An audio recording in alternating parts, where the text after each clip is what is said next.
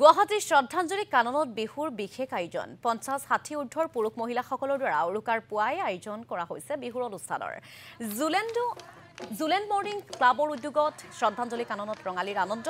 কনিষ্ঠসকলে বিহুৱানেৰে ৰঙালীৰ উলগ জনাই জ্যেষ্ঠজনক সকলোৱে একগোট হৈ বিহুগীত নৃত্যৰে আনন্দ উপভোগ কৰে সকলোৱে বিভিন্ন ভাষা ভাষী বৰ্ষীয়ান পুৰুষ মহিলাসকলৰ দ্বাৰা গঠন হোৱা জুলেণ্ড মৰ্ণিং ক্লাবে এইদৰে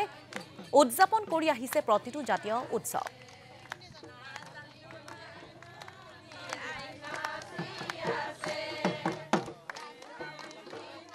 বিহুটো আমাৰ মেইন প্ৰতি বছৰ আমাৰ বহাগ বিহু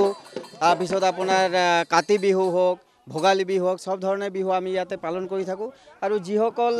মৰ্ণিং ৱাক কৰিব আহে তেওঁলোকেও ভালকৈ উপভোগ কৰে আমাৰ কিছুদিন আগতে আমি হেৰি এখন নাটক মাজে মাজে আমি ইয়াতে নাটক মঞ্চস্থ কৰি থাকোঁ আৰু বিহুৰ কাৰ্যক্ৰমটো আমাৰ দেখিছোঁ আমি মানে যিমান বা আমি আমাৰ মৰ্ণিং ক্লাবৰ বাহিৰেও যিমান মানুহ আৰু মানে মৰ্ণিং ৱাক কৰিব আহে তেওঁলোকেও ভালকৈ উপভোগ কৰে চাই ভাল লাগে আমাৰ মানে